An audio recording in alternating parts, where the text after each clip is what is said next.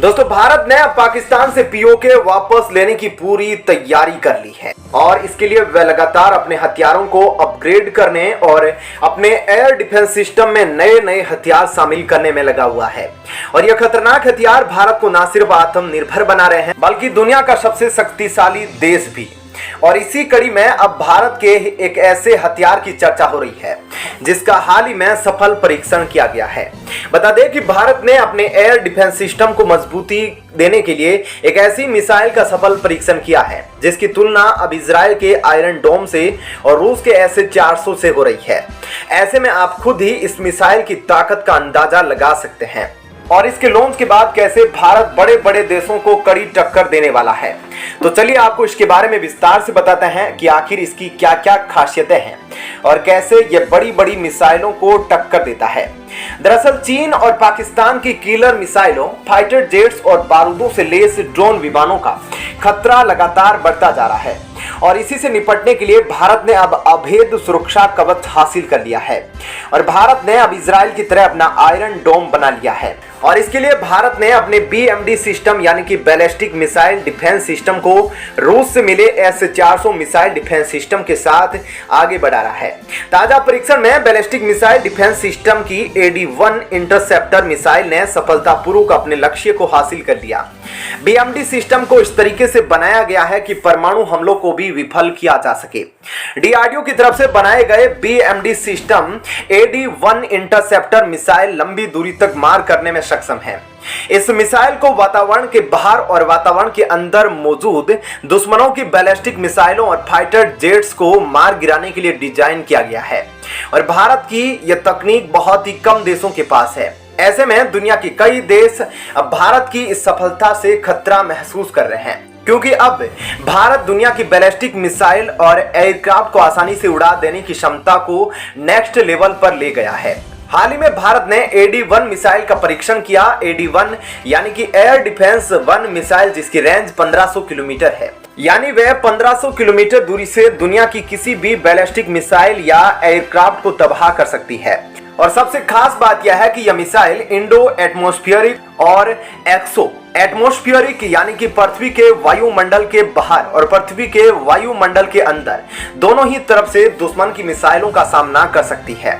दरअसल लंबी दूरी की बैलिस्टिक मिसाइलें अपना ज्यादातर सफर वायुमंडल के बाहर के इलाके में तय करती है और इन मिसाइलों के हमले से बचने का सबसे अच्छा तरीका उनको वायुमंडल में ही खत्म कर देना होता है। और हाल ही में हुए AD-1 के सफल परीक्षण में उसने अपने सारे पैरामीटर्स बिल्कुल सही ढंग से पार किए हैं और AD-1 मिसाइल ने दुश्मन की मिसाइलों पर अचूक तरीके से निशाना लगाया है। लेकिन भारत का बैलिस्टिक मिसाइल डिफेंस सिस्टम अभी पूरा नहीं हुआ है।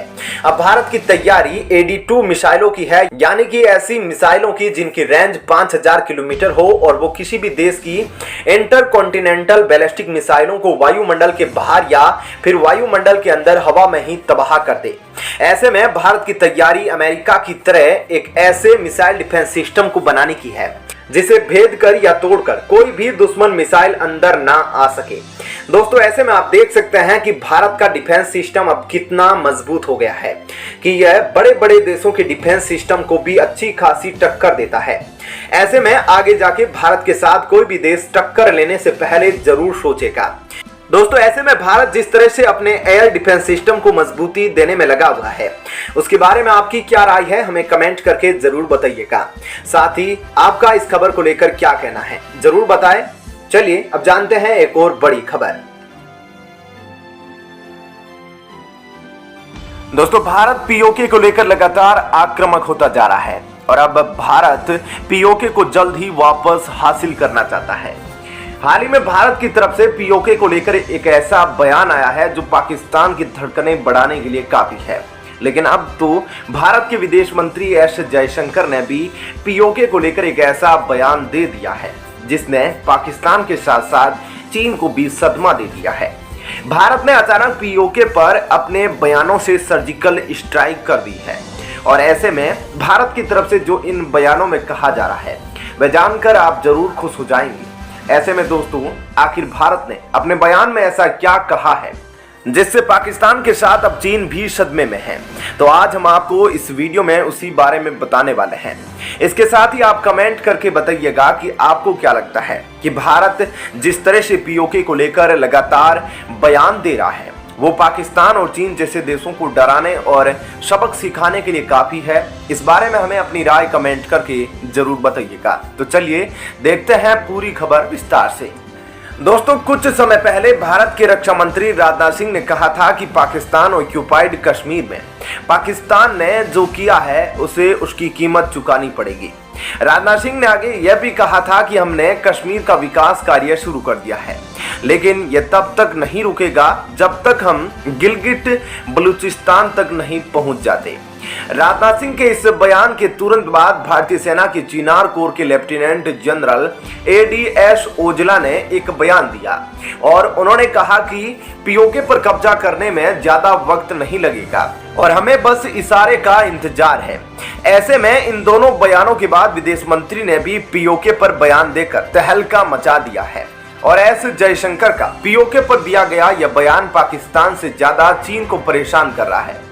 दरअसल एस जयशंकर ने संघाई कॉरपोरेशन ऑर्गेनाइजेशन की एक बैठक में चीन के सामने बैठकर ही चीन की खतरनाक शीपेक परियोजना की धज्जियां उड़ा दी। शीपेक यानी कि चाइना पाकिस्तान इकोनॉमिक कॉरिडोर। चीन की यह परियोजना पाकिस्तान ऑक्युपाइड कश्मीर से होकर गुजरती है और इस इलाके पर भारत अपना अधिकार जताता है। जयशंकर ने कहा कि चीन को भारत की संप्रभुता का सम्मान करना चाहिए और भारत शीपेक के तहत चीन को बेल्ट एंड रोड परियोजना का विरोध करता है। और खास बात तो यह है कि यह बैठक चीन की तरफ से आयोजित करवाई गई थी और इस बैठक में चीनी प्रधानमंत्री ली केकियान मौजूद थे और पाकिस्तान के विदेश मंत्री बिलावल भुट्टो भी। ऐसे में एस जयशंकर का यह बयान आने वाले दिनों में चीन और पाकिस्तान दोनों के लिए मुश्किलें खड़ी कर सकता है।